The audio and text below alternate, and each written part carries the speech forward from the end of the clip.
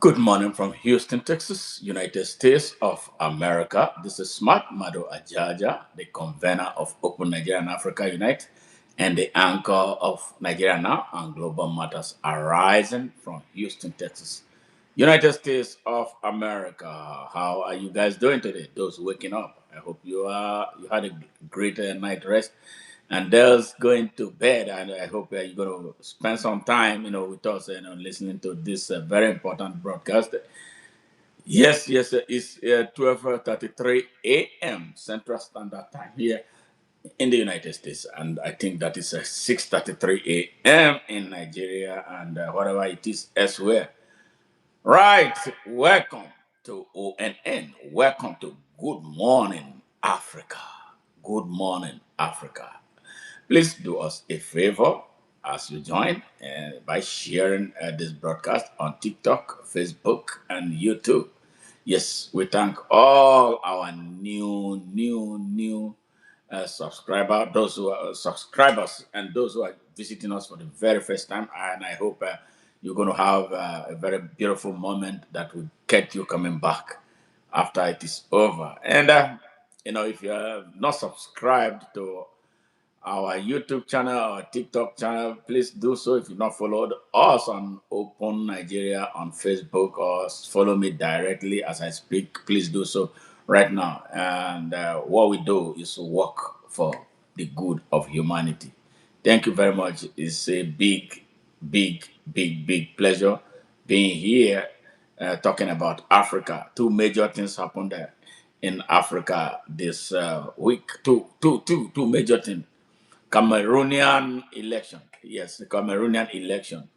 Paul Biya won seventh for the seventh time. Seven. Paul Biya has been president of Cameroon since 1982 when I left high school. 43 years ago. Yes, 43 years ago. 43 solid years ago. Yes. That's one of the major things we'll be talking about, what happened and what's going on in Cameroon. I hear there is tension in that place. There was a protest somewhere in Douala that led to the killing of 4 persons so far, and we don't know how far that is going to go. Are we going to see a Cameroonian spring? Are we going to see something new in Cameroon? Well, let's see. Time will tell. And second on the list of what we have to talk about, the revocation of the visa for Professor Wole Soyinka, the Nigerian playwright and Nobel laureate. The United States government revoked his visa. Well, we'll be digging deeper into what happened, why his visa was revoked. So these are very important things that we need to talk about today. So please join us. Bring your friends, bring your well wishers, bring your fans, bring everybody that you want to bring, so we can talk about it. And this is an open edition too. You want to make your voice heard. You want to appear on camera. Please do so. Let us know, especially those coming from YouTube. You can request to be on this show. If you are the same thing, you can do on Facebook, and we can go from there. If you want to be part of this, you want to talk, you want the world to hear you, you want the world to see you. It's open mic. It's free. Everybody can join and let us talk about this. All right. Now we start with the Cameroonian thing. Africa is going through something, and I hope it goes all the way, and then produce the type of outcome that we, the people of Africa, really are yearning for. We have had troubles with leadership, really terrible trouble with the leadership is the greatest problem bedeviling Africa, and I wish this wind will blow everywhere in Africa so we can have a reprieve from colonialism, a reprieve from imperialism, a reprieve from neo-colonialism. That's the dangerous one right now. Yes, the oppressors, yes, are coming back in different forms. different name, but the same ideology, the same thing that drove them. And always they will use fellow Africans, to advance the cause for their own good at the expense of we, the people of Africa, and to the detriment of our people and the future of unborn generations of citizens of that great continent. Yes, the population of Africa right now, 1.5 billion people, 1.5 billion people live in Africa. And out of this 1.5 billion people, it is estimated that the percentage of the youth is about 75%. So Africa has the youngest population here, and a lot of resources, a lot of mineral, a lot of natural, and a lot of human resources, but being poorly managed. Poorly, it's not like we don't have anything, we have so much. You know what? Over 45% of the Earth's resources reside in motherland Africa. Yes, but yet motherland Africa has the poorest people. So how can we justify that massive presence amount of natural and mineral resources in our continent? But the people, our brothers and sisters everywhere in Africa are struggling to find food, are struggling to find work after they finish from school. But people, interest from outside connive with the leadership in Africa for the most part of it to take raw materials away from our continent. And they never bring anything back. They don't build companies inside Africa that will employ the people of Africa. They will take our people, sell or allow them cut away avalanche of mineral and natural resources. In fact, some of our leaders to go out there, sign off everything we have to foreign interests, and then we are left with fighting one another. Wars, yes. Congo, Democratic Republic of Congo, then at war. Now, Rwanda goes into Congo to raid and take, and that's a sister African country taking advantage of another African country. It's sad that is so, and we don't have. We have a big name that they call African Union. African Union that cannot sit down and get anything done for the African people. Big for Northern African Union. Yes, driven by nearly all corrupt people. We need a new union. We need a brand new union, transparent union. Union for us, by us, and with us as drivers, not an African Union, broke as African Union that is funded by Imperial Europe. Not really funded, they give the impression that they fund it. They shouldn't have any business being there anyway in the first place, fund to the extent of funding. And China built the African Union Secretariat in Addis Ababa, bugged everything, especially in this age and time. So it makes me ask questions. Where are our architects? Where are our civil engineers? Where are everybody? What are we turning out these engineers from our universities across Africa, for? And they can't be given the opportunity to test their hand. Let them make all the mistakes that they will want to make. Because the countries that are now coming to build roads in our continent, those companies made mistakes. They made mistake, corrected themselves, they advanced, they have kept on refining themselves. But our own is to consume. We consume all the trash of the earth. So every time they will come, Chinese companies will come into Africa to build infrastructures. When they are coming, they come with their workers, none for the African people. So we are bystanders, we watch, marvel at them, and then they build. Take all our money. They don't put anything back inside Africa. They cut all this money away. And then that's what capital flight. And our economy gets worse for it. Our currencies get devalued. Yes, you want to know the exchange rate between the Naira, Nigerian currency, and dollar. You will cry, yeah, about what happened to Nigeria. So this is one thing we have to correct. And that is why we need the smart type of leadership right now. Not not what I have been seeing everywhere. Nigeria being the worst example. Yes, the worst example. Look at what they are doing to Nigeria. How they ransack the Nigerian economy.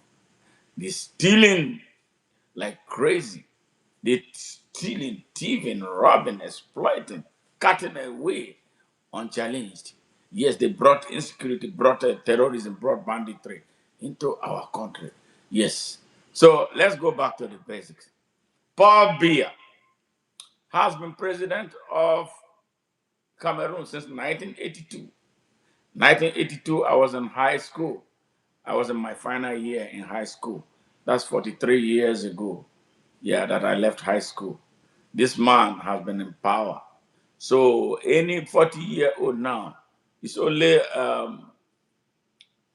Paul Biya that they know as president. They have never had the opportunity of transferring power to another person. It's sad. Now the question is, what are the Cameroonians doing? Why have they allowed this to fester to the extent that nobody is like impossible, for anything? What's up with the Cameroonian youths? Are they not hearing all this that is going on everywhere in Africa? Why are they silent? Why are they, or are they part of?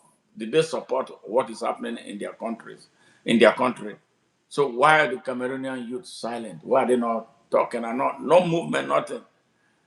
All right, I was the Cameroonian youths, are they like the Nigerian youths who are divided? They cannot get anything done except party, party, party, party. These things have to come to an end. Yes. Hey, bonjour. Hey, how are you? Yeah. So Paul Biya won another election. Seven, seven tenures. This is laughable. And now he's the oldest president in the world. You know how old he is? 92 years old. 92 years old. Tell me, for goodness sake, what will a 92-year-old president of Cameroon? He doesn't even know where he is. 92 years old. Hey, Jasmine, how are you? 92-year-old man is the president of Cameroon. God have mercy. What's going on with Africa for real? For real, for real, for real, for real. I feel like crying. Yes, what's happening in Africa? What is happening?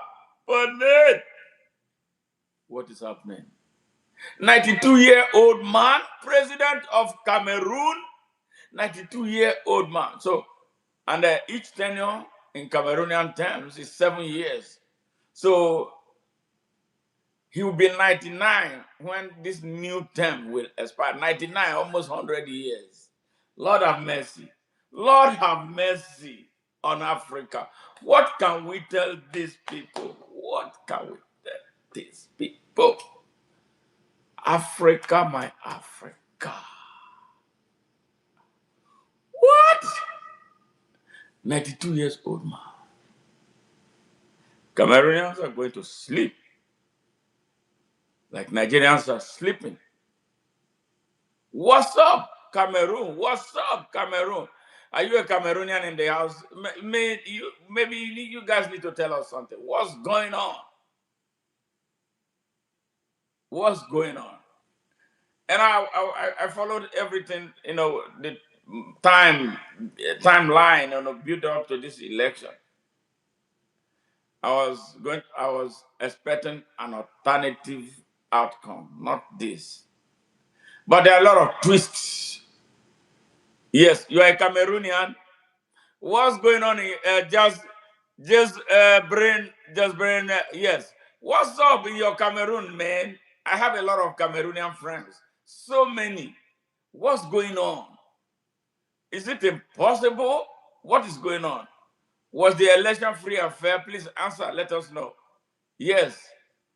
Was the election free and fair? Was it rigged?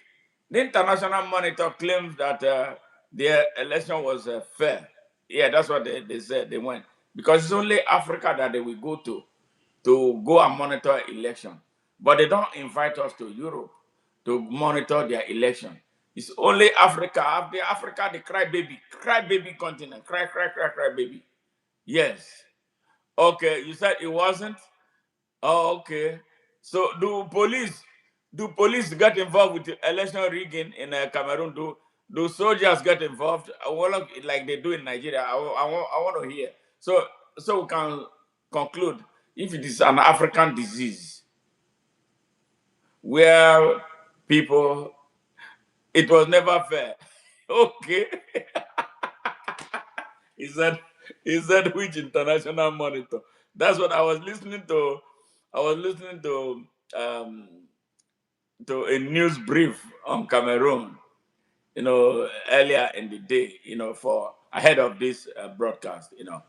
So actually, I had something else to stream today for Africa, but when I saw these two very important things, the Cameroonian election caught my attention. So I went and started digging and reading. I read so much. I read about the international monitors saying that the election was essentially free. They had a hiccups here and there. The size of Cameroon and how sparsely cities are located to make the tracing technology. Here it was a Nigerian thing. Maybe there was this professor of international relations that they brought out there to analyze what is taking place in Cameroon. I am appalled, very, very appalled, very, very appalled. This is not a good time, to be, we shouldn't be where we are. We shouldn't be where we are in the 21st century, for real, in the 21st century. Yes, listeners from around the world, from Africa, Nigeria, Cameroon, everywhere. This is Good Morning Africa. We are talking about the outcome of the Cameroonian election. Yes, and I am disgusted, and not because of. I am disgusted that a 92-year-old man is president of Cameroon, and he has been was it he awarded himself another 7-year tenure. Wow! So this man, I'm a nurse. Yes, I'm an advanced nurse. I work. I decided to take interest in working with old people on the side because I want to under. There, I know a lot about aging, but I want to see aging in practical terms. I've seen a lot of people here who are aging. Yes, it's not an easy business. Aging is not an easy business. If you age, as I know about America, if you age and you are not taking up to 10 different tablets every day, you are very lucky because you're going to have a lot of diseases. I'm talking about Americans being here is because of the food that we eat here. You're going to have problem with cholesterol because of the oil. You're going to have problem with diabetes for the most part of it. You're going to have problem with high blood pressure. And all these,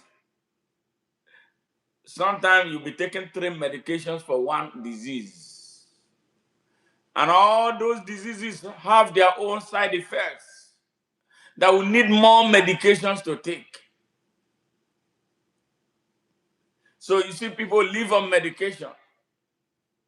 Well, thank God they have access to it. But I understand what drives the economy here.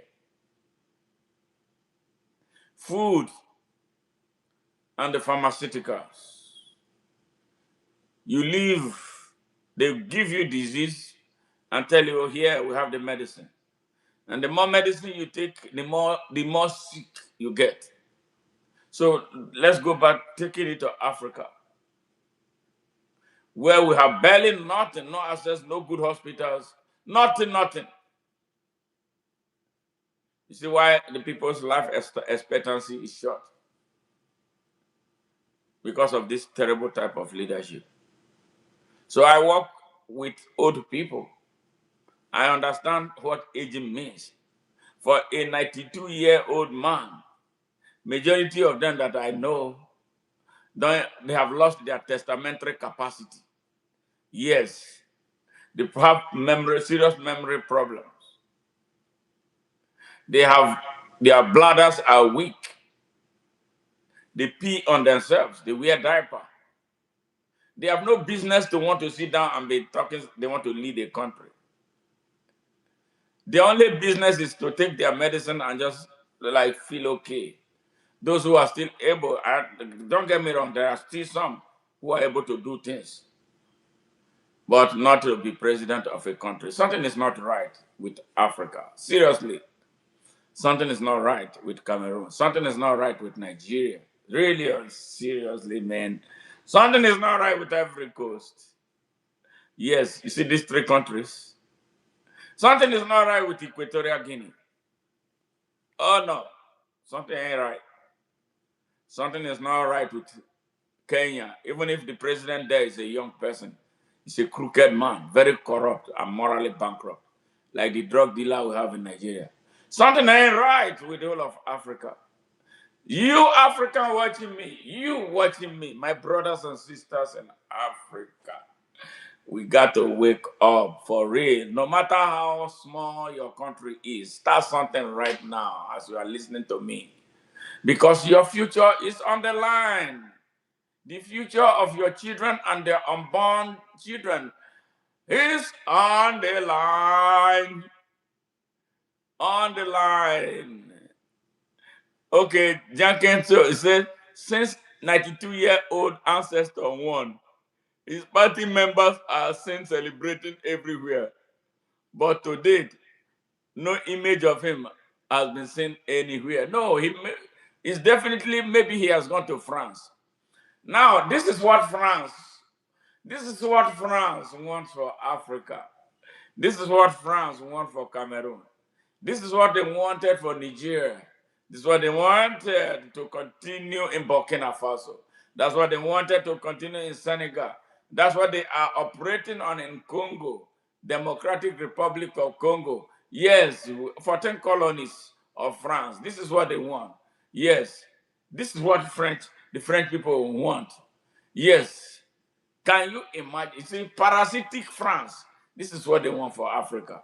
But they know that the day Africans will wake up and cut off that placenta, France will collapse. And the African people will go back there and colonize the place.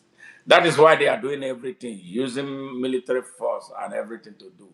Come on, people of Africa. What's wrong with us? Seriously, what is wrong with us? What is wrong with us? What is wrong? So you mean there are no Ibrahim Traores in Cameroon? You know, the Senate president of Cameroon is 90 something years old too. The Senate, just a compendium of ancestors are in charge of Cameroon. Total ancestors. We are saying that Nigeria is horrible. When I look at the Cameroonian one, I was like, they said, when I saw the Senate president, I shook my head. Man, Cameroonians, I love you guys. You are my brothers and sisters. What's going on now? We can do better than this. 42 years ago, I finished high school 42 years ago. Yes. Even me, I'm becoming old. 42 years ago. And you know, before he became president, he was the prime minister. So this man has been hanging around for 50 years. Amadou Ahidjo, the former president, died in 1982. He died on the throne. What's wrong? 42 years. Man, Cameroonians, you can do better. And now, you know, it's not just only that. There's confusion in Cameroon. One part of Cameroon, the English-speaking part of Cameroon, I don't even know how they went and joined. They were with Nigeria. From frying pan, they went to fire. I think if they were in Nigeria, maybe Nigeria would have even been better. Politically, Nigeria would have been a lot stable because they understand what we speak. Now, these people, the French people have divided these people and make them look less Africans. You see African brothers fighting one another. You hear some, they say they are francophone.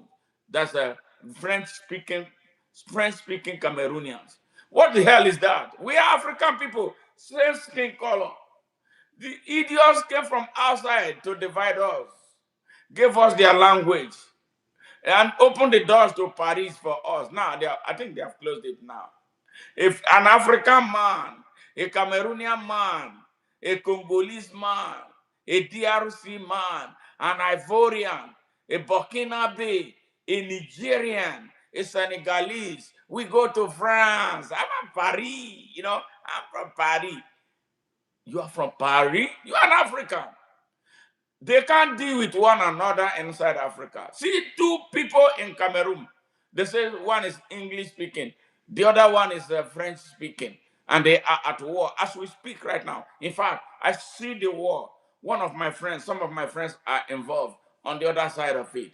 Yes, they show me pictures, very painful pictures of Cameroon, brothers and sisters killing one another for the benefit of Imperial France. Yes, they can't get it together.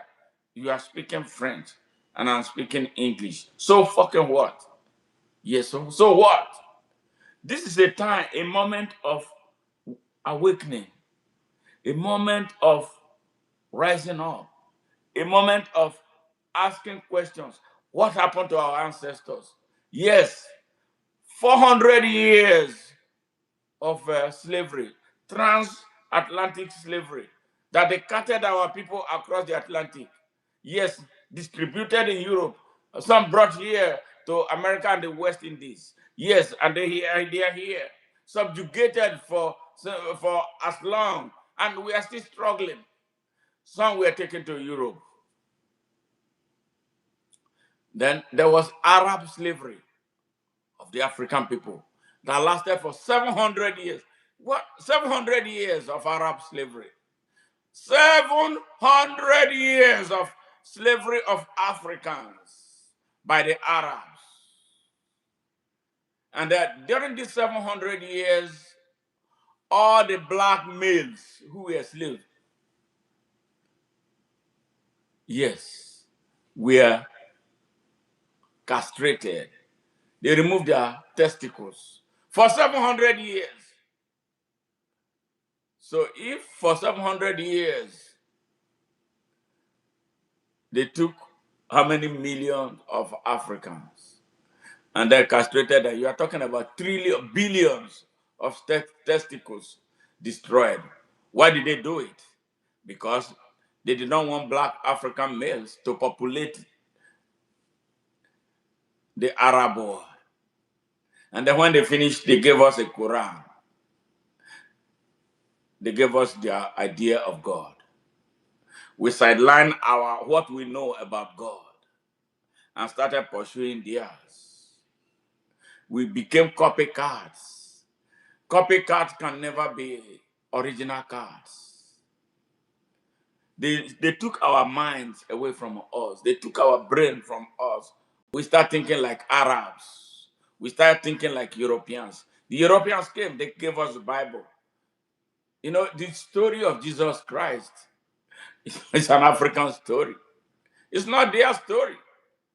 They took it, put politics inside it, put economics inside it, and brought it back. And they tell us to look upstairs, that's where God is. But we know God is everywhere. We were looking upstairs, and they were surveying our land for mineral resources. That is why it's most difficult to ask them to leave. They will fight you. They use our resources. They use everything to build their military might. Yes, we can't build our own military might. No, because we continue to depend on them. And when they sell us ammunition to kill ourselves, it takes time before we get the delivery. Yes, they stole all this from us, and we still can't get it. We are fighting English speaking. We are fighting, Hausa, Igbo, and all that in Nigeria. Man, what can we do to get it together? Yes, because our blood is fueling their economy. Our every bullet that we fire, killing one another, grows the economy of those who make those guns. We are not making AK-47 in Africa. We import them. We are not making bazookas. We import them. We are not making armored cars. Nothing. There's nothing we make. Only consume, consume, consume, consume, consume.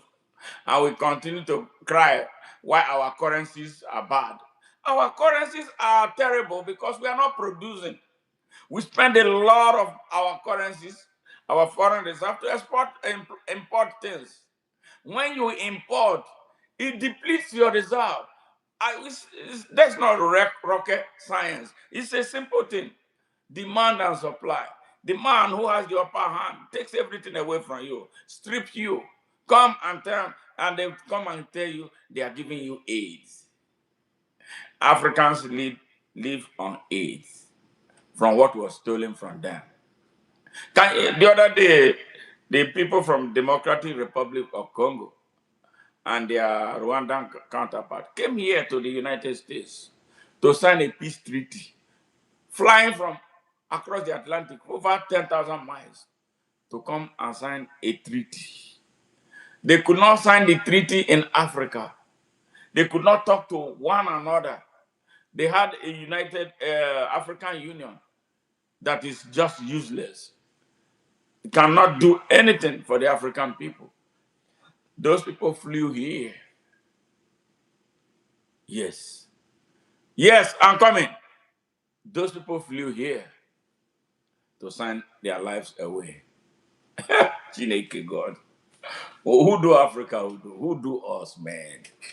No, who do us? Who do us?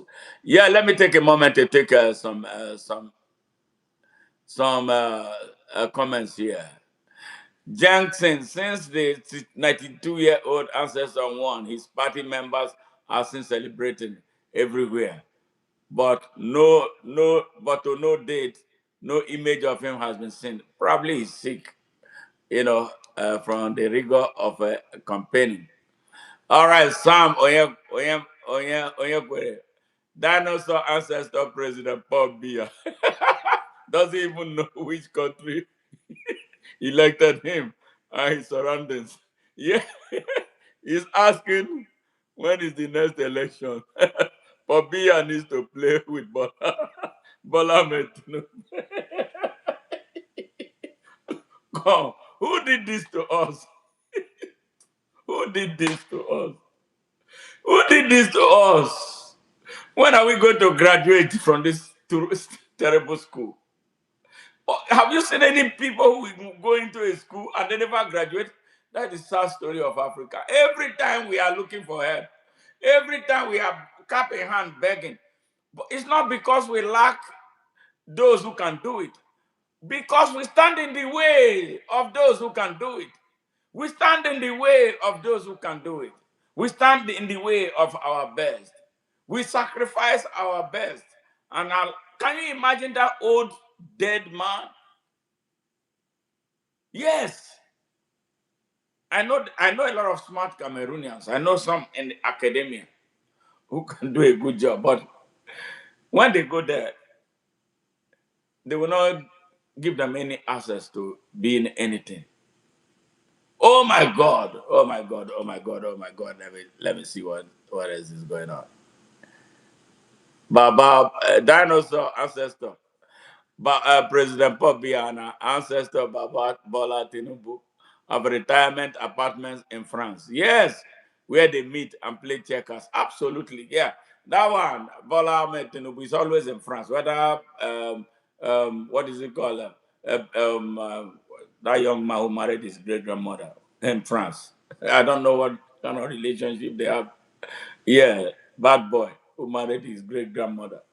Yeah, France is collapsing because France has been parasiting Africa. See what when the Nigerians woke up and decided to put their take control of their uranium. France has been. You see the riots that have been taking place there. Another one is going to come. That country is going to collapse. because it was founded on parasitism. Yeah, African parasitism. And they are how they are fraudulently uh, in the United Nations Security Council. Come on, man. So a lot of things need to give way.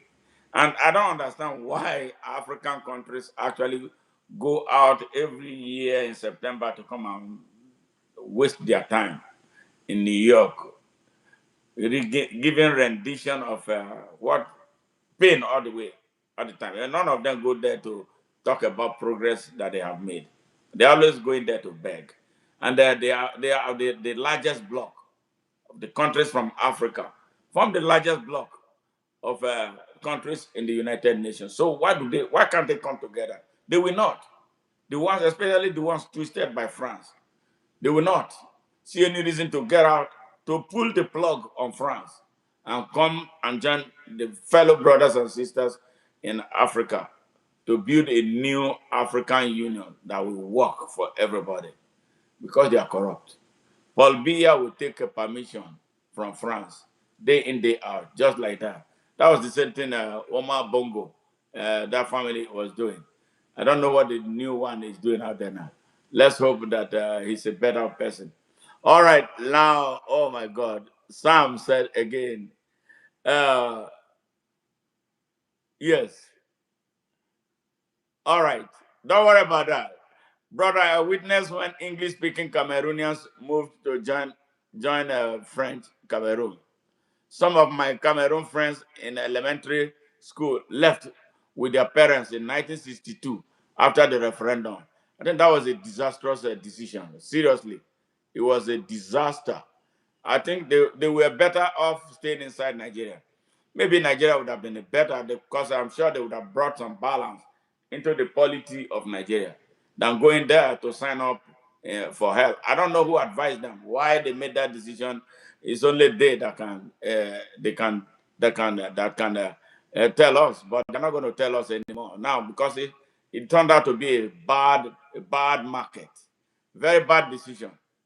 Yes, I don't know if they're going to ever get out of it. The United Nations is not even interested in looking in the way of Africa, to perhaps create a new country out of that hell, yeah, that Cameroon has become. But I'm sad that I'm really saddened by the attitude of the mainstream people there. Why would somebody live inside this hell? How are they going to stay for another 7 years and be happy that an idiot, old fool, old man who is already peeing on his head, he wears diaper. He has lost his incontinence, fecal and urinary incontinence.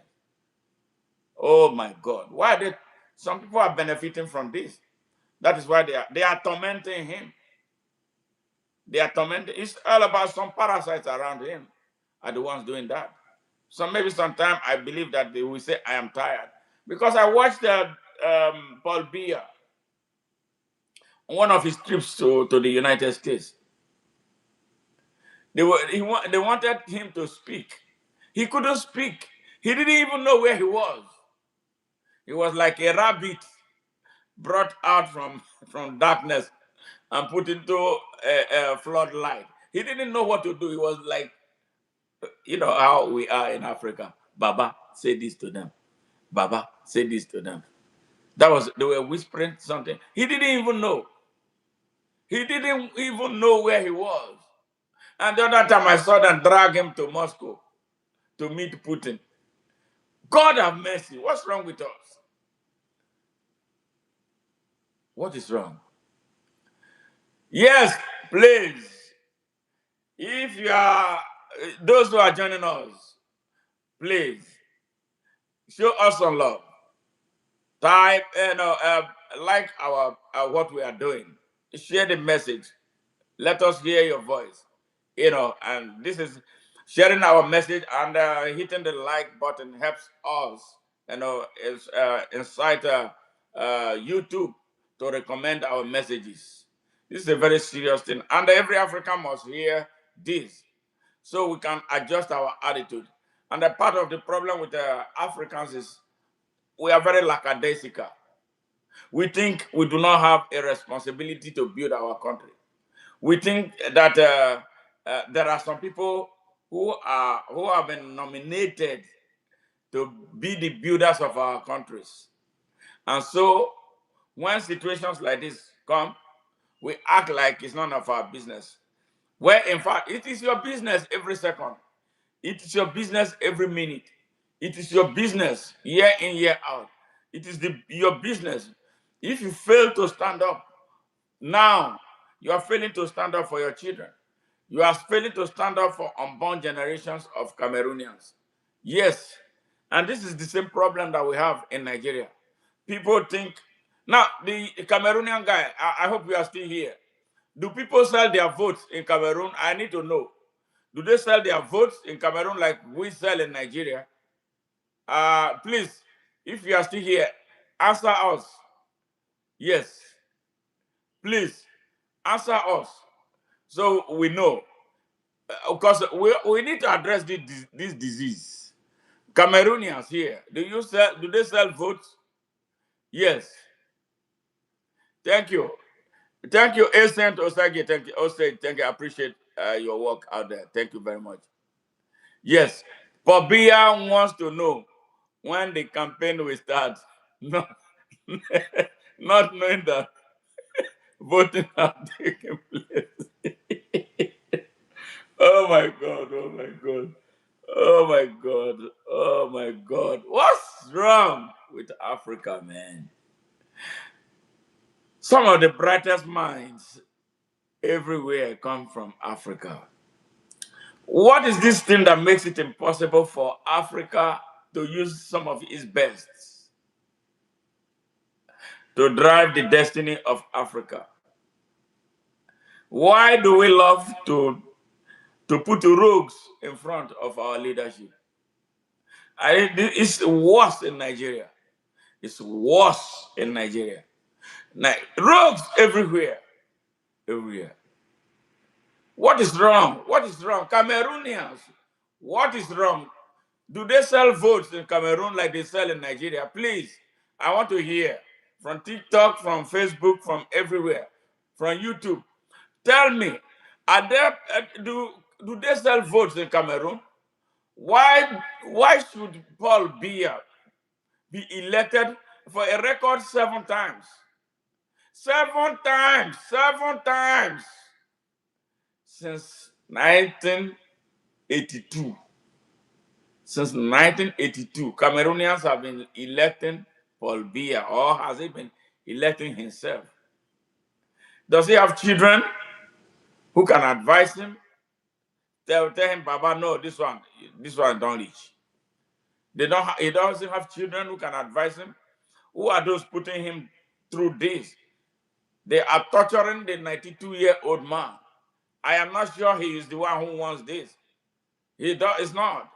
There must be some cartel who benefit from what? Like they have it everywhere in Nigeria. They call them cabal. There must be this cabal who will hold him hostage and tell him, keep on running. We are behind you.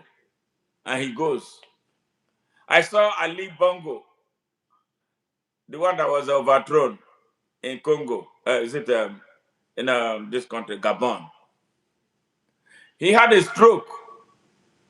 He had one-sided weakness.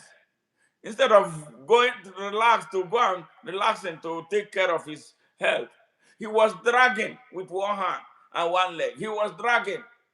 He ran for an election and won in a country where able-bodied men and women are. And you see, some of the able-bodied people will be lining behind him. They will say it's their tribal man. They say they're from the same religion. It doesn't matter. Let him be there. Yes. Yes. Wow. Wow. Wow. Who did this to us? Who did this to us? Africa. Africa. Marcus Garvey was young. At 18, he already started his work. He migrated from Jamaica into the United States. At 18, he was already organizing. And he was already shouting about Africa Unite. Africa unite, respect for the black man, respect for Africa. And he ignited a revolution in Africa that he never set his feet on. Yes, a lot of people listened to the message of Marcus Garvey and started the process of demanding for the decolonization of Africa. This young man, heavily inspired, was now we are here with WhatsApp. We are here. We have YouTube. We are here. We have TikTok. We are here. We have everything, LinkedIn. And what are we doing with that? What are we doing with those? All this generation of Africans. Why are we sleeping? What are we doing? What are we doing? Marcus Garvey did not have the luxury of all this, but he was able to build a 6 million strong black man movement that inspired black people in Africa to start demanding for independence. Yes, Marcus Garvey inspired Kwame Nkrumah, inspired Nnamdi Azikiwe, inspired Sekou Toure, Modibo Keita, and the rest of them. Yes, and all of them were first-line die-hard patriots of Africa. And that was why they saw what is happening today. About 80 years ago, they talked about the need to bring the continent together and build one country without borders, with one economy, yes, with one reserve bank, with one political leadership, and with one military. You can imagine how these young men were thinking. They were all young. Now, what is wrong with the young people of these days? What is wrong with the young people in Cameroon? What is wrong with the young people in Nigeria? What's wrong with the young people in Burkina Faso? Those ones are doing their best. What is wrong with the young people in Ivory Coast? Something is not right. Something is not adding up. That disease, we must cure it. That disease must end. Yes. He said, okay, Sam Onyekwe, he said it was the British that skewed the results of the referendum to South Cameroon, from eastern Nigeria to Cameroon, and not Cameroon put in Nigeria. Adamawa State is not Cameroon. Yeah, Atiku is a, yeah. Atiku's brother is a senator in Cameroon. Atiku that is claiming is from Nigeria. Oh my God. Oh my God. You see what the British, these people did to us. They planted time bombs everywhere, and the bombs are now detonating. What can we do to bring this to an end? So we can really go back to the vision of our founding fathers who saw what is taking place in Africa. About 80 years ago, they saw already. One of them said that they will come back as investors. And that is exactly what they are doing. And when they come as investors, you can't ever beat them. They will buy your stuff, they will buy your products, they are going to determine the price they are going to pay. And they will tell you, take it or leave it. Yes. An Africa that cannot trade with itself. African countries don't trade among themselves. They trade with Europe. They trade with other places, but they can't trade among themselves. If African countries are trading from among, they don't even need anywhere in the world. We have the population, we have everything. What do we need the world for? They will need us. And we will determine what we sell, what we produce. Yes, but we don't have these visionary leaders. Ibrahim Traore is a lone ranger. I wish we can have more. We can add 30 more now. So we know that we are left with 24. And they will continue to work on it. When are we going to get this together? Will it happen in our lifetime? Will it happen now that we are talking about this? Or are we going to continue to lament about slavery, lament about colonialism, lament about apartheid, lament about imperialism, lament about what is taking place now that they call globalization, that to them is a meal ticket, actually, and a direct ownership of Africa. Yes. What are we going to do? Paul Biya should not, honestly, honestly, be president of Cameroon. Not today. Not today. The Cameroonian people, I don't know what to tell you guys. Just as we have been battling with our brothers and sisters in Nigeria, who still have not been able to see the reason to rise up and take their country. All right, that puts an end to the issue of Cameroon. So we're going to continue that discussion. You follow go to the comment section and let us continue with that discussion and expand it. But make sure you share it. And if you have not liked our what we are doing today, come just do us. It doesn't take you a minute. Just hit that like button. So YouTube and Facebook and TikTok, we always, the algorithm will catch what we are doing and distribute this message to more people, who be interested in listening to this issue that we are talking about. Next in line is from our own brother, our own professor and Nobel laureate, Professor Wole Soyinka. Wole Soyinka is a literary giant known globally. Yeah, he's from Nigeria.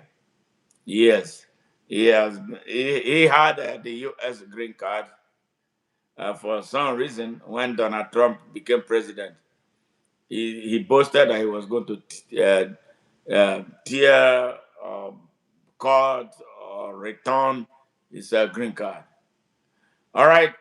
Yes, America has so many ears. America listens. All right. Be very careful of what you say sometime, because they will come to pass and they can come to haunt you. America is a place where people like Wole Soyinka would love to come to every time. So I listened to his, he granted a press interview earlier, I think sometime yesterday, I would say. Some journalists came to him to ask him questions about the situation, why his visa was revoked. So he talked about an accident that happened. Was it really an accident, or because of his nature, he got America's green card? You don't do that, or say it. If you are going to cut it, you'd have cut it silently and not make a big noise about it. Now they revoked his visa. His in his character, being like this macho man. No, they revoked your visa. They revoked it. So what? Who are you? America is not like Nigeria, and he needs to deal with it for real, because he killed democracy in Nigeria. A man who came out vote face to support a drug dealer because he was his friend, or maybe perhaps he gives him money, because that's what he does. That's what they do. All the crooked people give them money, and then they will say nonsense. I at least expected from Wole Soyinka what he did in 2023. What he did that was very wrong. Someone that is supposed to be a moral mirror for the whole of Nigeria, especially for the younger generation. Tribalism beclouded his sense of judgment. Friendship to a rogue stifled his ability to stand tall at all times. He fabricated lies about things that never happened because he wanted his brother, his candidate, his friend to be president of Nigeria. Now Nigeria has become a collapsed laughing stock, courtesy of his contribution. Administrations before this, Wole Soyinka was everywhere protesting, especially during Jonathan Goodluck's time. I'm not a fan of Jonathan Goodluck, not a fan of him, but we saw things. All the people who were protesting at the time, all of them suddenly went to sleep, including Wole Soyinka. Wole Soyinka did not just go to sleep, he went on the offensive against the young man, Peter Obi, creating story, calling people fascist. Yes, talking about Bajwe for real, whereas he is the Bajwe, a professor of his standing, is not supposed to be one who talks anyhow, but he did. So I think what happened to him, his nemesis catching up with him. Yes, nemesis catching up with him. Karma is a bitch. You gotta be careful of what you do or what you say. Wole Soyinka is part of the trouble Nigeria has right now because he helped bring about a drug dealer, a certificate forger, and an identity thief upon the presidency of Nigeria. So he should deal with it. No pity for him. He should deal with it. And I hope he will understand now that you don't cut American document, making your noise. Nobody cares about that, or that who you are. No, nobody looks at your face. And it's only in Africa that people will look at your face. I'm Professor Wole Soyinka. Some people begin to scamper. No, you don't do that. So what he did, there are some people who are listening who got angry, and now they had to pay back. So that's exactly what is happening. So he got a press release. In fact, he was on BBC Pigeon today. It's like a man who killed an innocent goat, yeah, with a stone. He will continue to stone to demonstrate that he did not kill that goat intentionally. That's what Brother Wole Soyinka is doing right now. Sam Oyekwe said, don't worry about Wole Soyinka. Wole may be suffering from old age too. Yeah, I think so.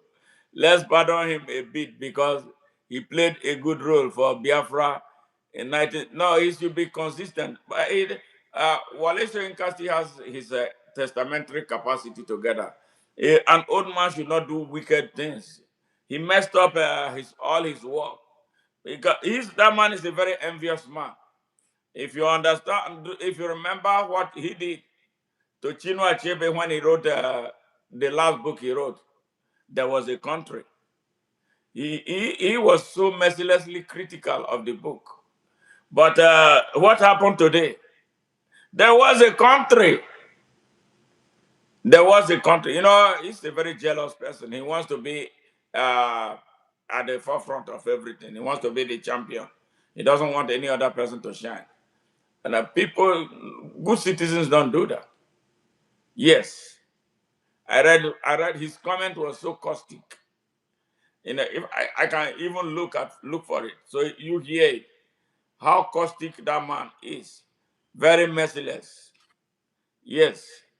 So what he got, what he got is good for him.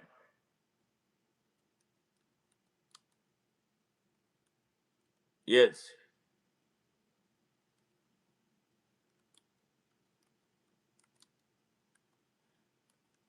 I'm just trying to pull up that statement.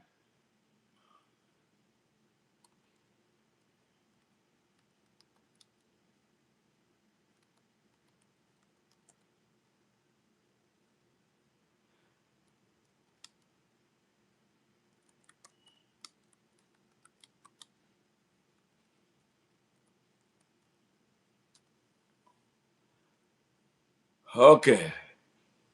All right. Now listen. These two men, they were revered in Nigeria.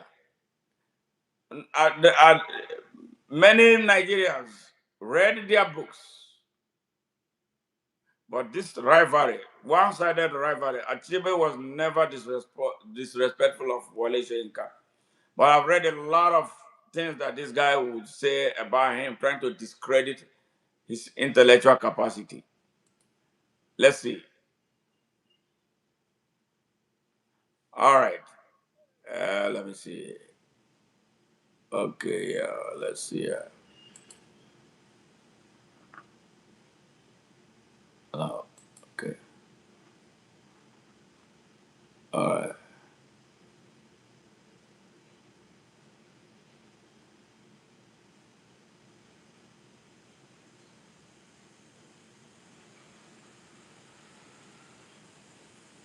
Mama.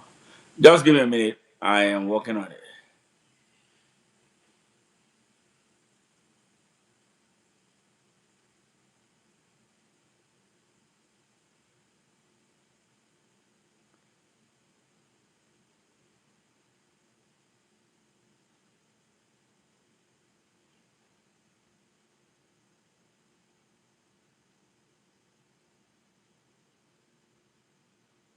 Okay.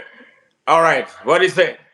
As a celebrated author, Chino Achebe's final burial rites hold this week. That was then. Nobel laureate Wole Soyinka, in this exclusive interview with Sahara reporters, another one, paid a tribute to the famous author, but says that's Achebe, is not the father of African literature. Soyinka, who won the 1986 a Nobel Prize for Literature, also spoke on his personal relationship with Achebe and other Nigerian writers.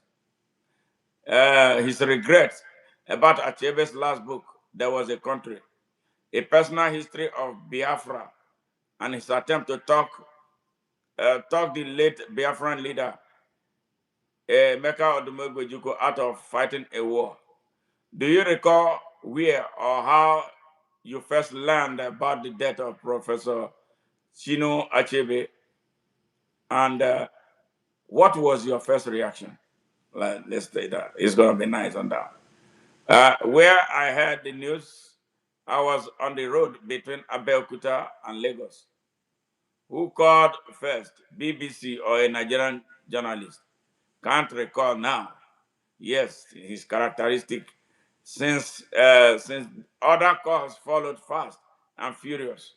While I was still trying to digest the news, my first reaction, well, you know the boa constrictor, when it has just swallowed an abnormal muscle, it goes comatose.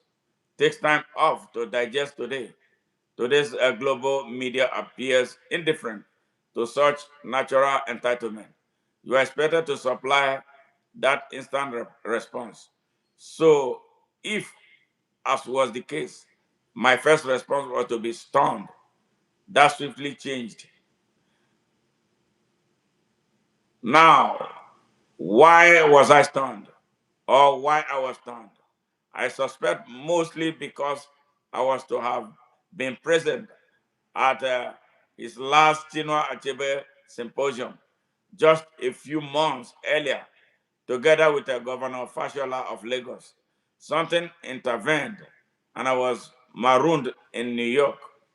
When your last contact with someone quite recent, uh, when your contact when your last contact with someone quite recent is an event that centrally involves that person, you don't expect him to embark on a permanent absence.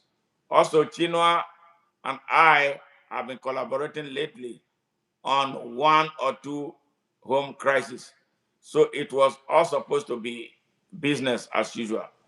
Most irrational expectations at one's age, but that's human presumptuousness for you. So stunned, I was primarily then media enriched. Achebe was both a writer as well as an editor for Heinemann, African Writers Series.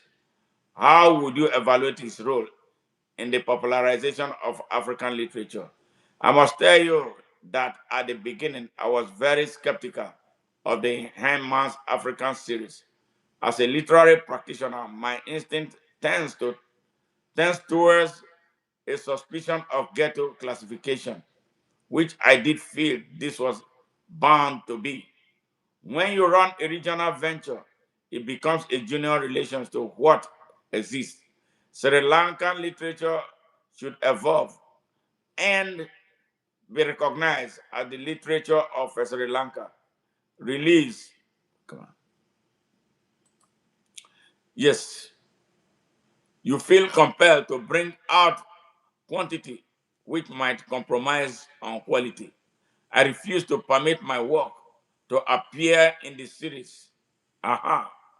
To begin with, my debut took place while I was Gowon's guest in Kaduna prison, and permission to publish the interpreters was granted in my absence. Exposure itself is not a bad thing, mind you. Accessibility. What the fuck is coming on here? Yes, making works.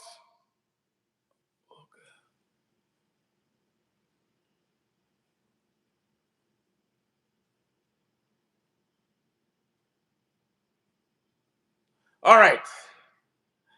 Yes. Exposure itself is not a bad thing. Mind the accessibility.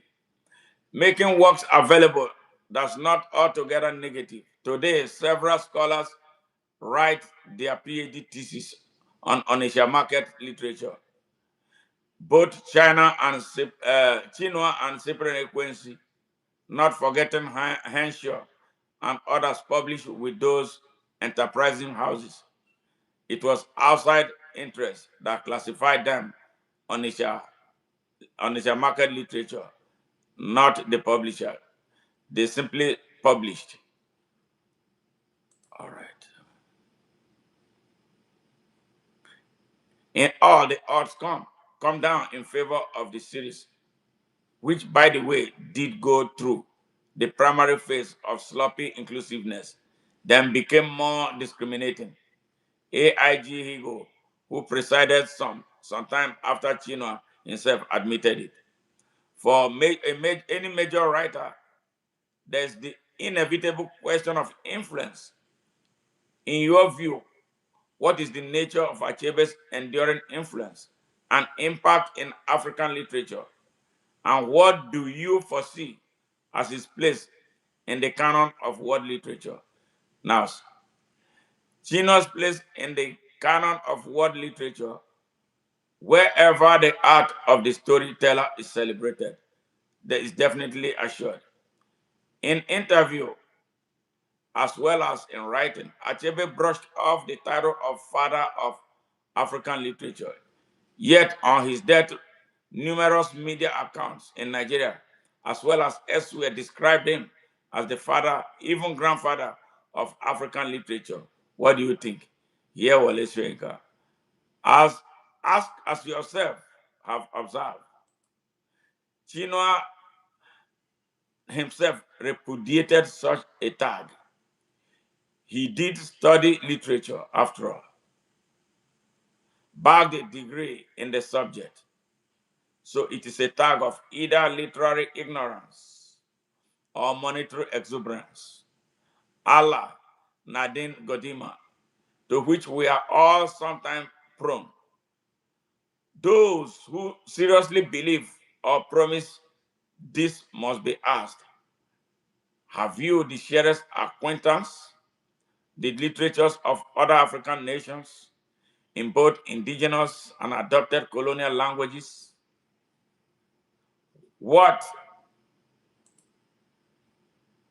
what must be the francophone, the lusophone, Zulu Xhosa, Ewe, etc., etc.?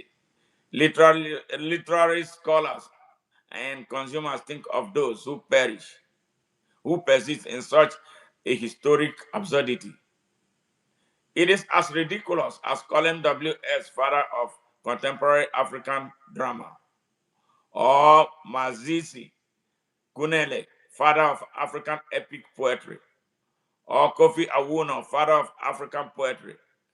Education is lacking in most of those who pontificate. I am looking for that particular one. As a shortcut to such corrective, I recommend Tunde Okanlawa's scholarly tribute to Chinua in The Sun of May 4th. After that, I hope those of us in the serious business of literature will be spared further embarrassment.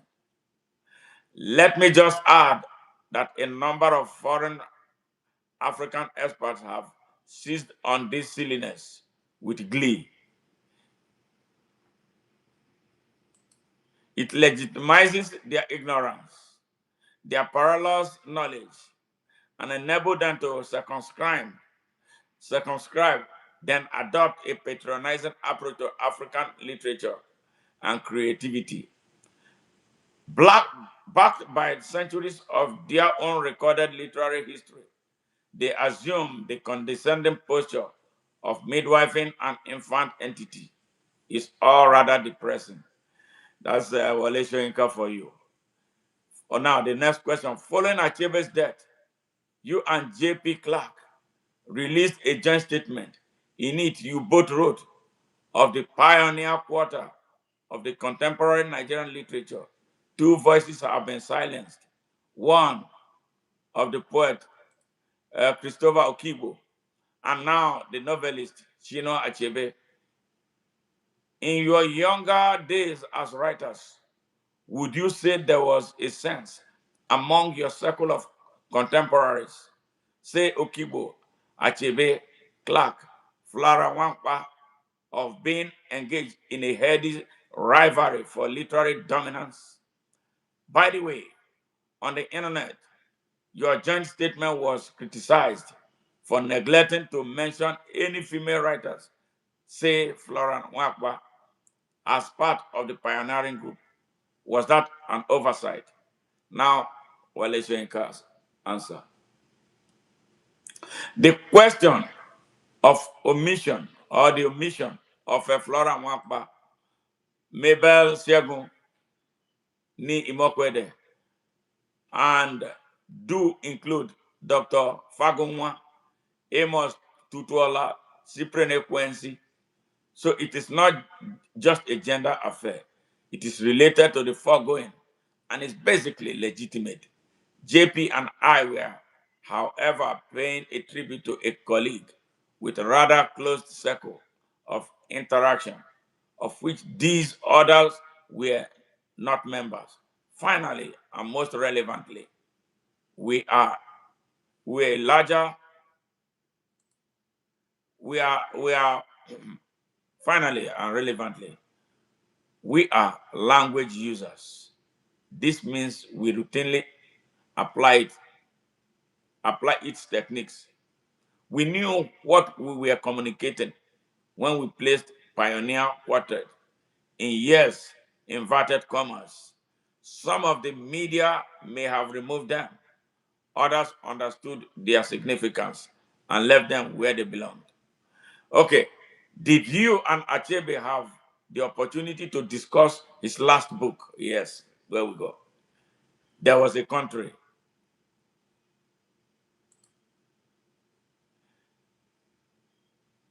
There was a country, a personal history of Biafra and its critical reception. What's your own assessment? There, there was a country. Some critics charged that the book was unduly divisive and diminished Achebe's image as a nationally beloved writer and an intellectual. Should a writer suborn his witness to consideration of fame? Here comes Wole Soyinka. No, Chino and I never discussed there was a country. Matter of fact, That aborted visit I mentioned earlier would have been my opportunity to on take him on with some friendly fire at that open forum, continuing at his home over a bottle or two, aided and abetted by Christie's um, Achebe's wife, Professor Christie Achebe, cooking. A stupendous life companion, by the way, deserves a statue, a statue erected to her for fortitude and care on behalf of all of us. Why this? More of that will emerge, I am sure, as the true tribute pour in. Unfortunately, that chance of a last encounter was missed. So I didn't really wish to comment on the work at this point. It is, however, a book I wish I had never written. I wish he had never written. That is not that is not in the way it was. There are statements in that work that I wish he had never made. Yes. All right.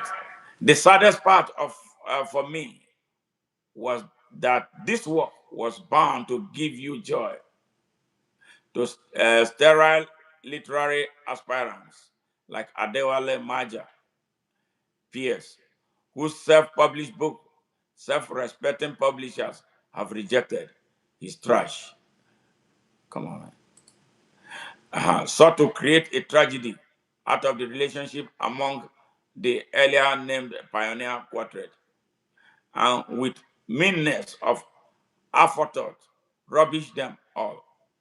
WS especially, Chinua got off the lightest, a compendium of outright impudence, lies, fish markets, gossip, unanchored attributions, trendy drivel, and name dropping.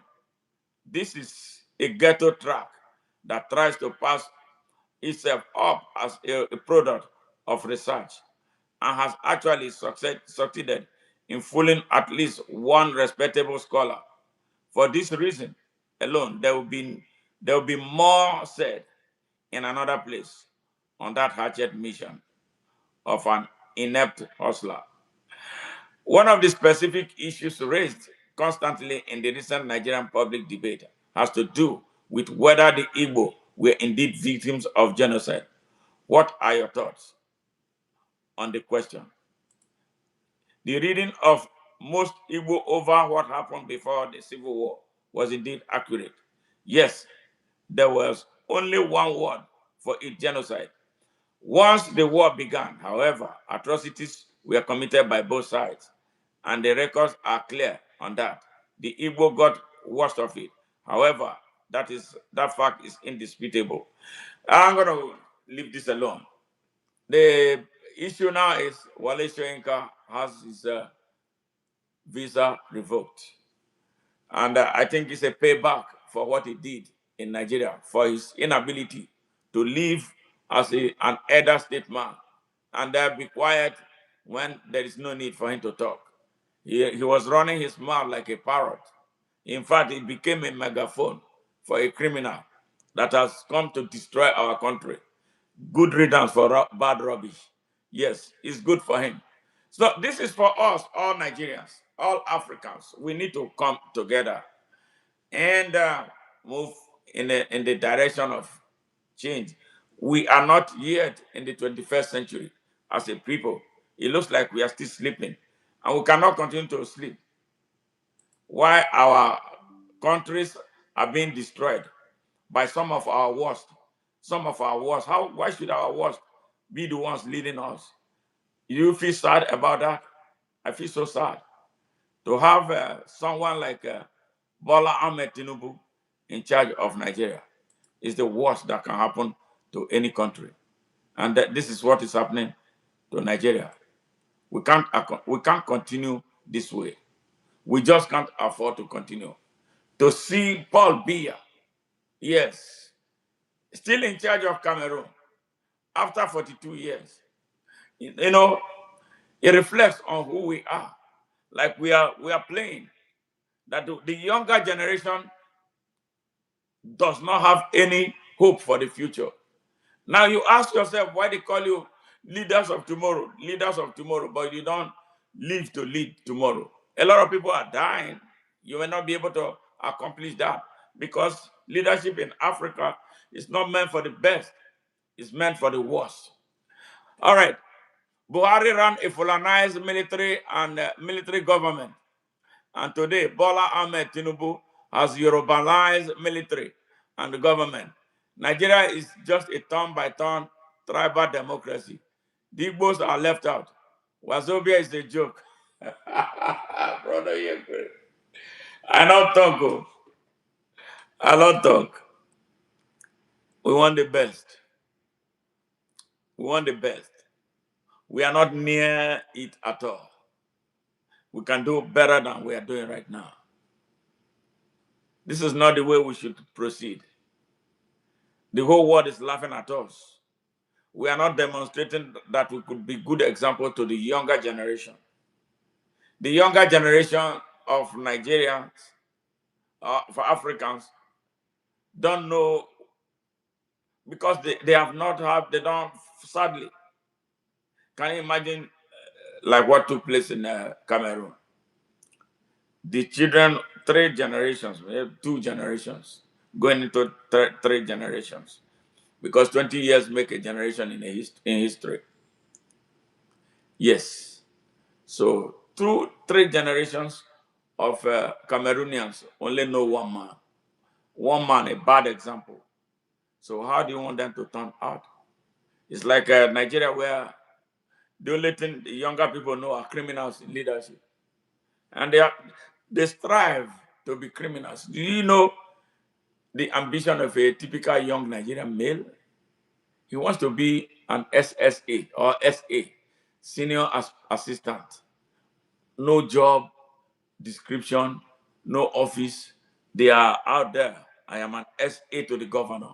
When you go to them, any time time T, moment M, you go there, they will give you SA for one thing.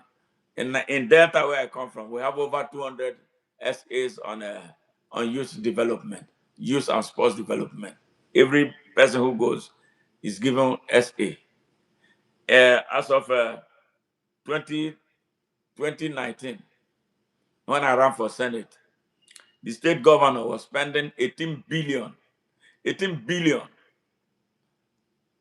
naira on political appointees that have no job description, that have no office. Every month they show up to get paid for work not done. 18 billion. And the civil servants are owed salaries. Pensioners are not paid their pension. He's spending 18 billion on them. No industrialization, no factory, nothing that they build to give job to the teeming young population. Yes, that's what they are doing. And then what makes me more angry is the behavior of the young people in Nigeria. The people who are killing them, people who are destroying them, are those that they align themselves with. They don't listen to this message that I am passing. They don't. What is important for them? What is most important for them is what they are going to eat right now that does not take care of tomorrow. When the Senegalese released Sonko and Faye from prison through their pressure on the government, and then elected Faye president within 2 weeks, he had only 2 weeks of campaign. The young people there ensured that he was elected president of Senegal. You needed to see Nigerian youths. They were flying the flags, the Senegalese flag. They were hailing.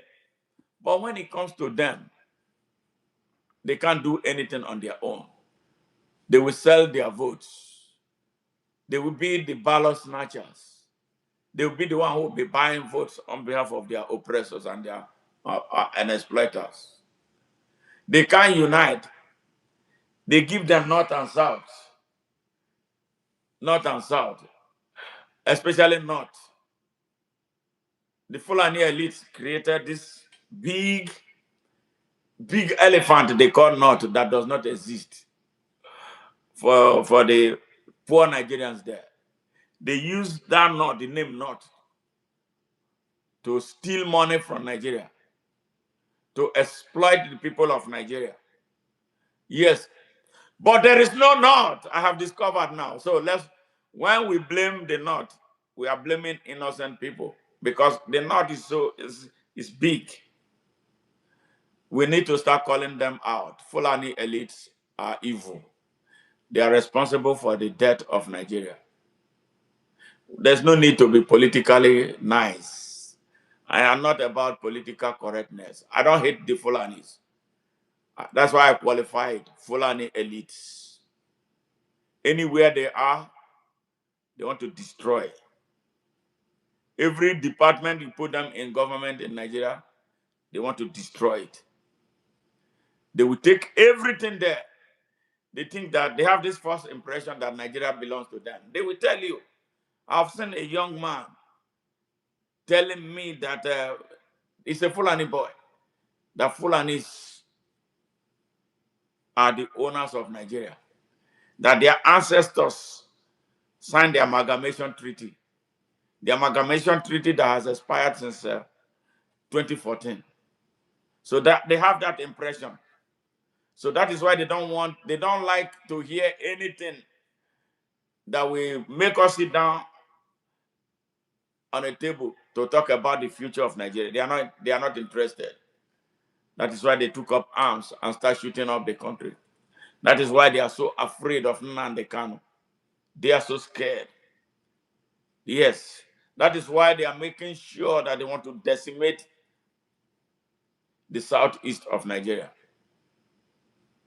If not, it was Nigeria would not be existing. These people are wicked. So they created this massive thing they call Northerner. When you say Northern leaders, go and check who is there. I will tell you 99% are Fulanis. They use that to overwhelm the whole of Nigeria. Before now, they found a way to cage the people who come from there, including Hausas and the non-Hausas. They gave them the first impression that we are all together, we are not Northerners. They use them as bargaining chips to steal from Nigeria. And once they get what they get, they don't look in their direction. They use them to inordinately win election. A minority group in Nigeria with less than 10 million people manipulate the whole of Nigeria. Yes, they manipulate Nigeria.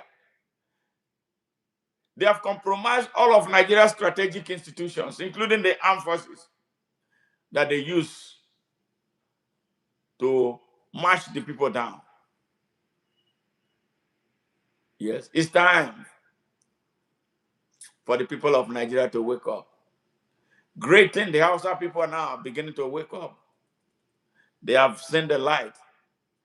The situation of the Hausa people is so pitiable. Theirs has lasted for 221 years, since 1804 to now.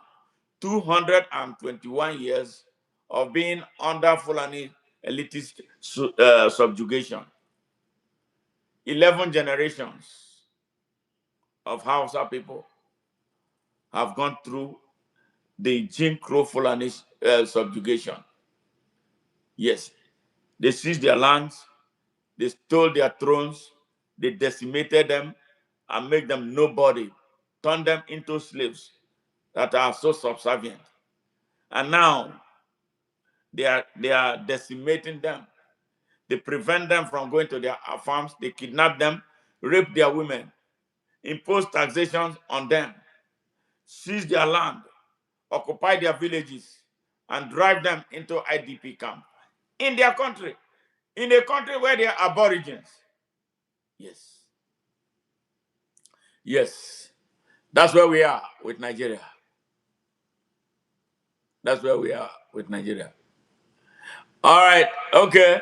Samuel Yekware say, brother, did you know that Igbos were in control of Nigeria in all walks of life and in the military between October 1 and 1960 and July 29, 1966? The entire had one Northern medical doctor in the 1960s. Yes, uh, the Igbos came, they are Nigerians. So if we I so identify them as Igbos, it will make them look like they are oppressors. They were Nigerians, they were they were qualified. You have to be qualified to be a doctor.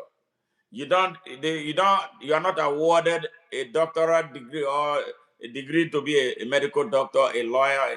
You have to study to be it.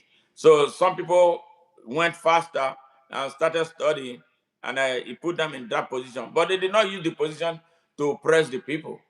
Now they destroyed everything. They came and destroyed everything, destroyed Nigeria completely. Every 10 out of 13 heads of states were Fulanis or something that has to do one connection or the other to them. They took turn to wreck the country. What if they had been building the country? Who cares who leads a country as long as we are leading right? Now we are at that time where we are so shameless. At this age, we are still talking about president will come from the north, vice will come from the south. Oh, president has to be Muslim, and the vice will be Christian. You and I live here. We are all living witnesses.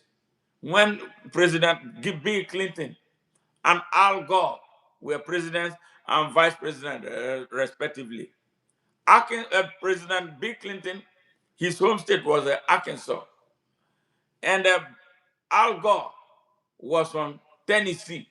Arkansas and Tennessee were next door neighbors. They shared a common boundary. America did not catch fire. I did not hear any person in America who said these people were two Southerners. Why should two Southerners be president and vice president? What America was looking for was ability, competency, yes, knowledge, courage to do right, and exceptional content and strength of character to build, utilize, expand, extend, and sustain capacity beyond themselves for the good of the whole of the country and its citizens. That was what they wanted. When are we going to get to that point in Nigeria? We are talking about Muslim ticket. Some people went and arraigned some street boys and gave them cars up to wear in order to make people believe that there are some Christians who supported the evil of that brought Tinubu about. We are here.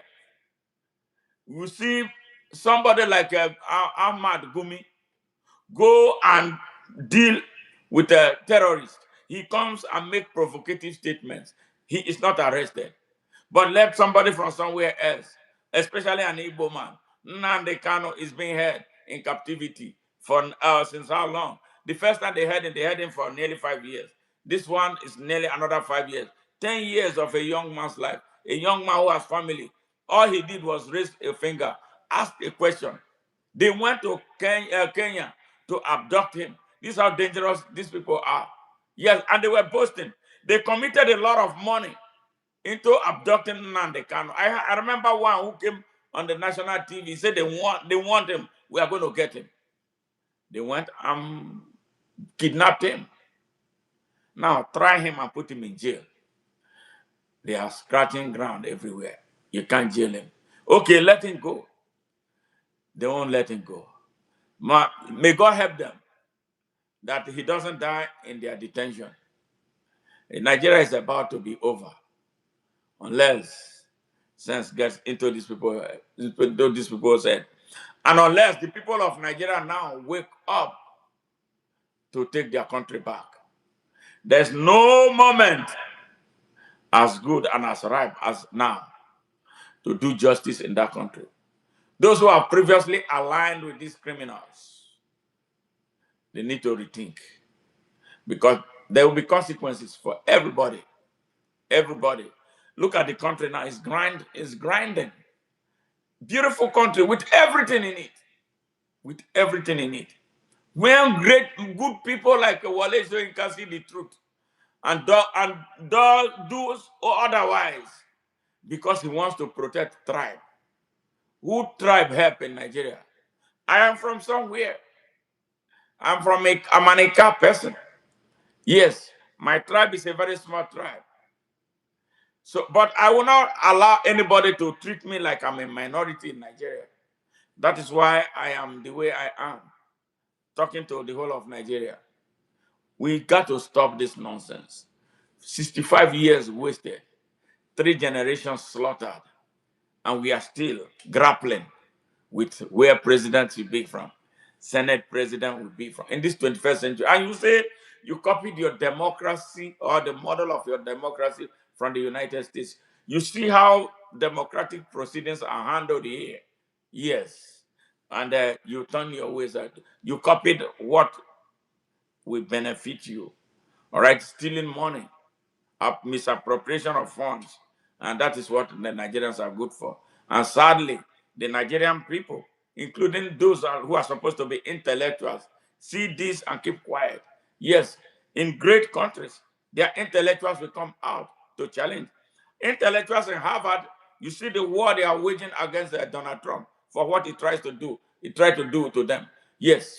When will the Nigerian intellectual come out to do anything? No, they won't. They won't. They will keep behind a roadside criminal. You see, the governor of Edo State, for instance, a man who cannot read and write. They put him there as governor of Edo State. And I'm sure there are Edo State with so many professors. Yes, so many intellectuals allowed a man. He failed WASC. He has no WAEC result. He scored F9 on everything. Now, we know we are not white men, we are not English people, we are not Europeans. English is not our language. But this guy has nothing to offer in leadership. Absolutely not. Aguero, just, just a rogue. They put him there. Their Oba was involved. They put him there as governor of Edo State. They gave him budget to present that day. He looked at it. He couldn't read. He, governor, he started sweating.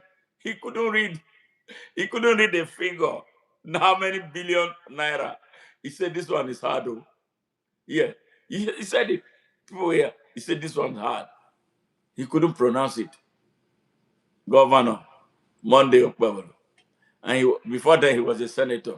And all the time he was a senator, he was just there to sit down and do nothing. That is what some people want for Nigeria. The likes of Bola Ahmed Tinubu. Yeah, they don't like bright people.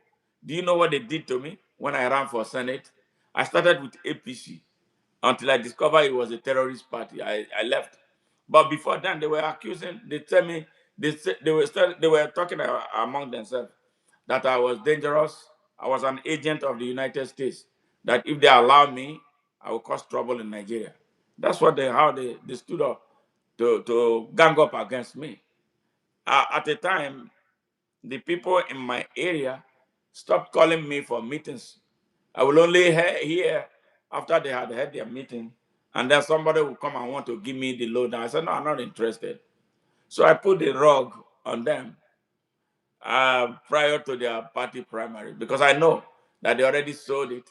I was the best senatorial aspirant, best in the whole. And they told me, one of them came and told me, he said, we are afraid of you because of the way you speak. This the small little food that we used to get. If you go there, you are going to stop it. And then that's not how we play politics here. You are too Americanized. Well, this is not a place for you. That's what my people told me. Fellow Nigerians told me. Yeah, for being a different person, for presenting an alternative pathway. Yeah, to their darkness. Yes, that's what they do. That's why that country is stuck. Everybody is involved. The youths are not people that you can really entirely rely on. Nigerian youths, as it stands today, yes, they are so transactional, they are so corrupt. Yes, honestly, if this thing does not stop, they will auction the country because all they know, all the people that they look up to for leadership are criminals. So when a goat is eaten, the children will be watching its mouth. That is a dilemma of Nigeria. That is why the country is the way it is. Nigeria will not progress until we really purge our minds and purge our everything and then look at our country and decide what we want that country to be. Nigeria mostly they don't love their country. They don't. A Nigerian will tell you that Nigeria has not done anything for him. What will Nigeria do for you? What do you want Nigeria? What do you want Nigeria to do for you? Is it Nigeria that will do something for you or you will do for Nigeria? Nigeria is not a human being. Nigeria is populated by human beings. Nigeria is the cabin. That space that you occupy is something that you should celebrate, you should revere. The identity that you have when you leave the shore of that country and they call you a Nigerian is something that you should defend. The arable land that you refuse to cultivate, yes. And then your refusal to hold those who lead you accountable. It's your fault. It's not the fault of Nigeria. Yes, God gave you that basic human rights, the right to your life, the right to choice, the right to freedom of expression, the right to freedom of association, the right to worship, the right to self-determination. You refuse to assert all those rights and you want to blame Nigeria. No, blame yourself. And on top of that, as a citizen of Nigeria, you have rights, that are associated with your citizenship of Nigeria. The right for you to go to any place in Nigeria and live peacefully and contribute to the local economy. Do everything that is right, except killing people there. You refuse to do it, and you are blaming Nigeria. Yes, no, Nigeria has done so well for everybody. Nigeria should be crying. Nigeria is crying because we are tearing that country apart. Yes, because of our wickedness, because of our selfishness. When citizens are selfish, their country suffers. And that is why Nigeria is suffering because of our wickedness. Nigeria is suffering because of our selfishness. Nigeria is suffering because of our greed. Nigeria is suffering because of our hate. Yes, too much hate in Nigeria. Too much hate. Nigerians hate their country, they hate themselves. How can you have a country where the Yoruba man and an Igbo man can never agree?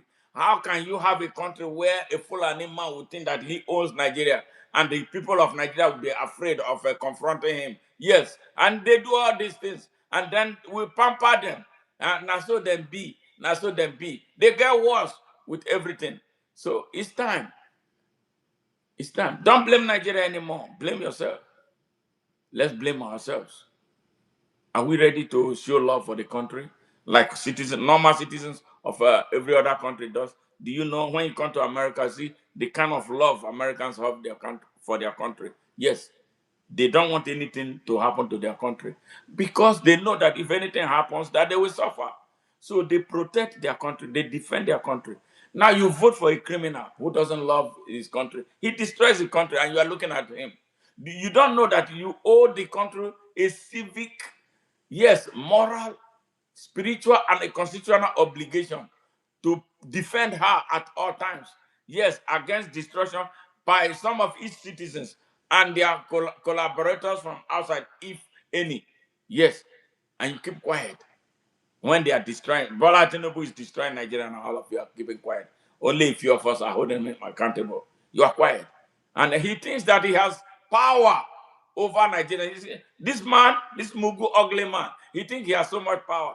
But let me tell you, when 20 million people pour into the street of Nigeria to ask him to leave, he will be peeing and shitting on himself and be running.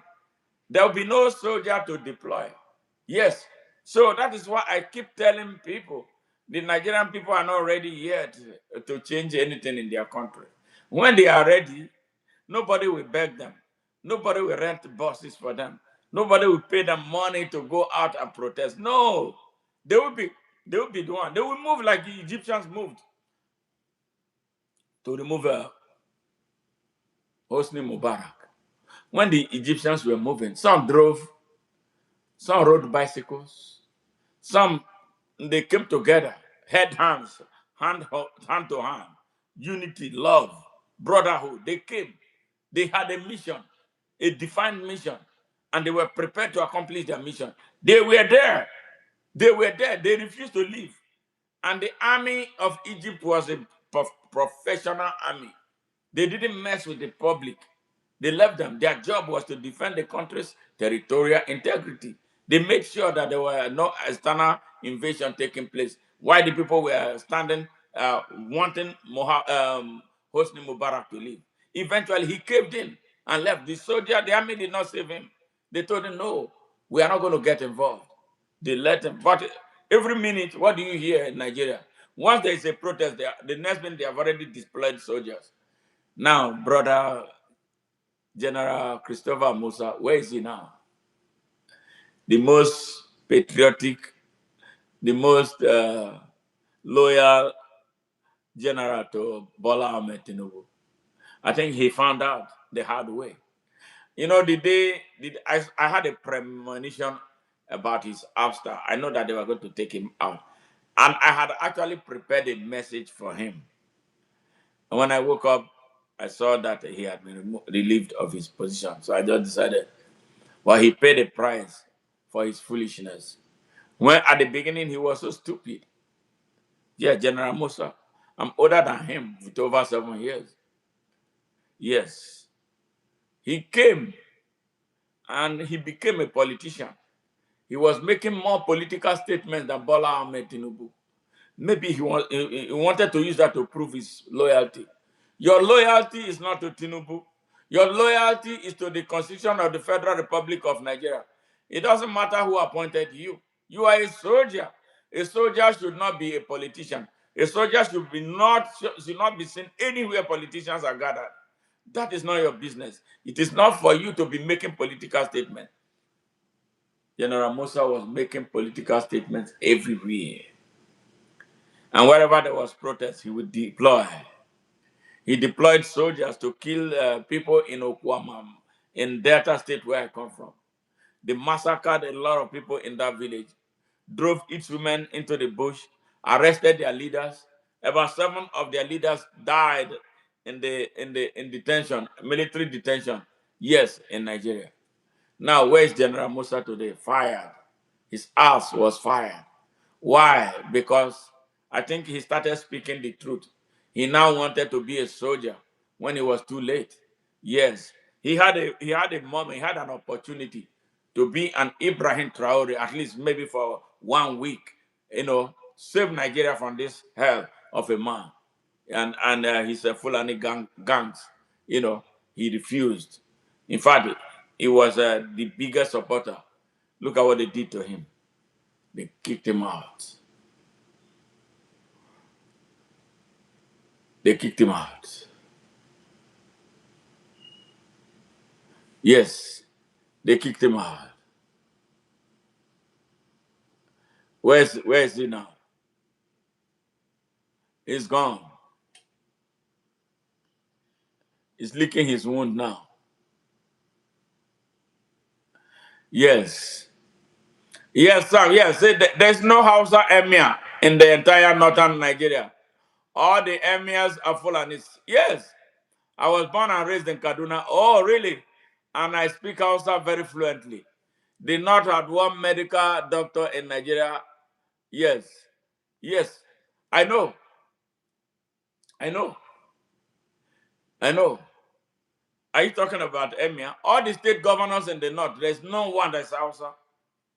None. Absolutely none. All the senators at the National Assembly from the North, there's hardly any Hausa one. If there is anyone, he's not going to talk because it's a patron, it's a stooge of the Fulani elites. He's not going to say anything. Yes, that is how much they have decimated the Hausa people. They destroyed them.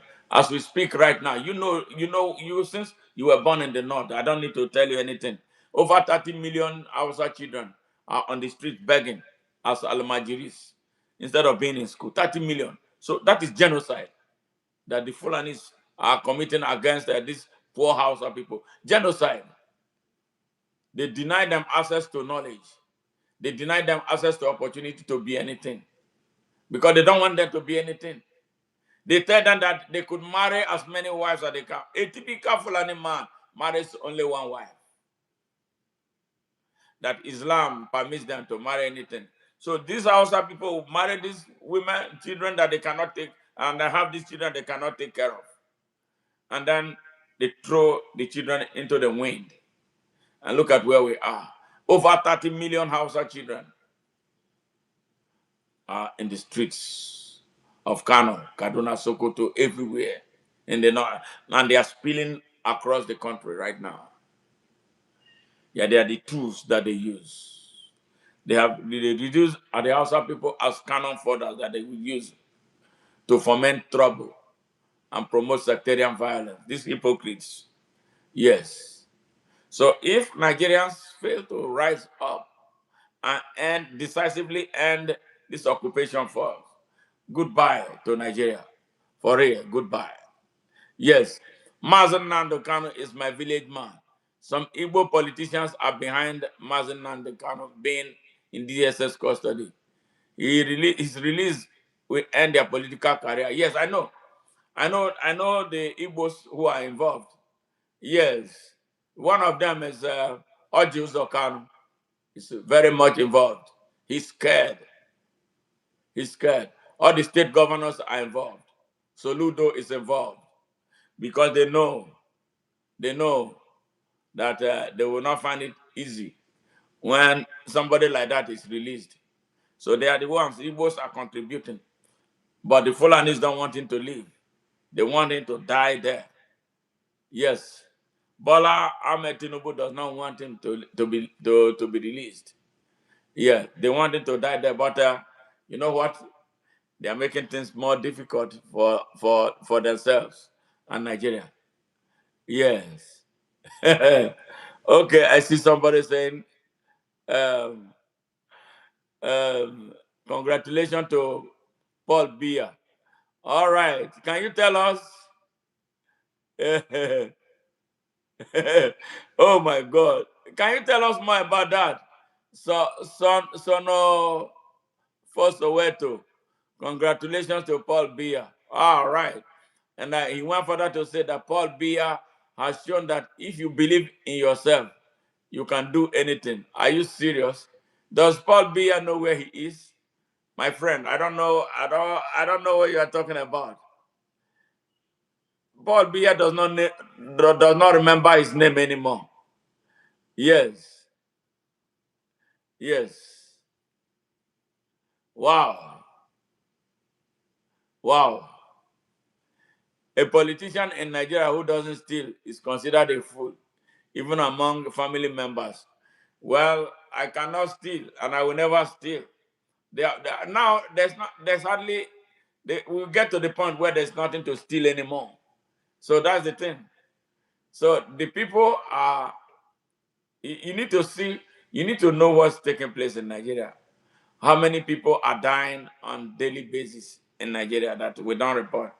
Yes. So that's where it is. So Africans, we have seen so much of dysfunction. Some of us have traveled to places where things work. We need to put our acts together and do whatever we can to inspire something new in that continent. We cannot continue this way. We cannot continue to be in this class from which we will never graduate. We need to graduate now, and we must graduate now. Let us key behind Ibrahim Traore, and I hope he's ready to expand the mission because we need a symbol to rally behind to get the work of Africa done, starting with the emancipation of the people from mental slavery. The mental slavery of the African people is disturbing. No matter how educated some of us are, we are held in the captivity of mental slavery. We believe that there's nothing we can do about our situation. We don't interrogate our environment. Any people who cannot interrogate their environment can never move forward. We got to take a step of faith and get the hell out of where we are right now. We don't belong here.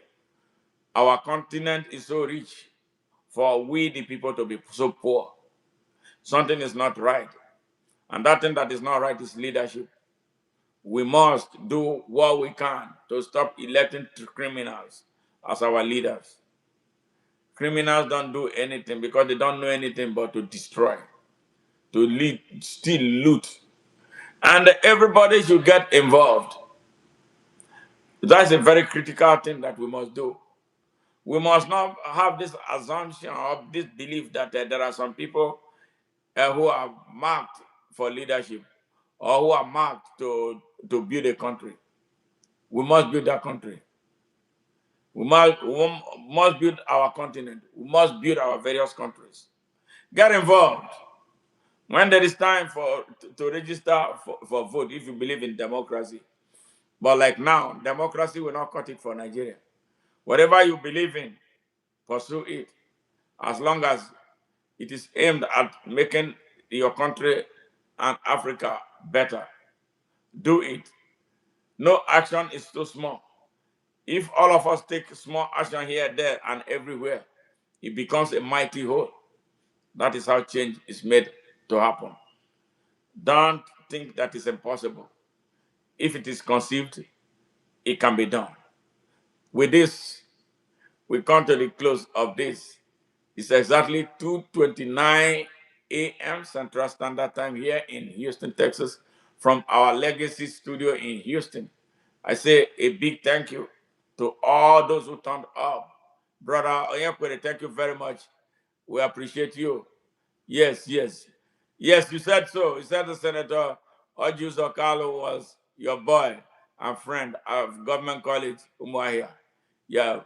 And we have maintained our friendship for 49 years. But he's an asshole. He's not a good man. He's one of those making sure that Nnamdi Kanu is not released. Did you hear an interview that he granted last week? Yes, he didn't want to talk about it. Yes, he said the court should take precedence. Everybody's asking. This guy was abducted. They have no Nigeria has no ground to put him through trial. Ojus Okalu is a criminal. You know, he was a two-term governor of Abia State. What did he do? Destroy the state. He did not do a damn thing. Yes, he did not do anything. Him and his mother wrecked the state of Abia. Look at what somebody is doing in less than 2 years, the new governor there. So that tells you Ojus Okalu belongs to, he needs to be actually sentenced to death for what he did in that state. Like Ikpazu, the other one, I hear a judge sentenced him to death, but I don't know how they're going to carry that death sentence out. Yeah, for the evil that they brought upon their people. Who does that? It is only we who do that to ourselves. Black man, you got to change your ways. Seriously, honestly, we cannot continue doing this, destroying our countries, destroying our continent. And we expect that God, we pray to Jesus to come, Allah to come. Allah and Jesus will never come to save Nigeria. They will never save Ghana. They will never save Sierra Leone. They will not save Liberia. They will not save Ivory Coast. We're going to take all the people. That is God. What you can't ask God to do for you what He has already given you the power to do. It is we who are refusing to do it. That is why we should blame ourselves. We have a duty to hold those who come to leadership accountable. They owe us everything. Yes, yes. They owe us everything. They are servants to us. They are not masters to us. Well, let's reserve something for tomorrow. And then we talk again. Hey, Sam, thank you very much. Much appreciation. And all those who joined from Facebook, YouTube, and TikTok. Special thank you to all of you. Much love. And if you're an African, go to your various countries and start working. It's never late. We can get it done. Bye for now. And I hope the people of Cameroon, you better wake up because Paul Biya is not it for you. No, he's too old. He doesn't know where he is. Get up and stand up. Get something done. Bye for now. Much, much love.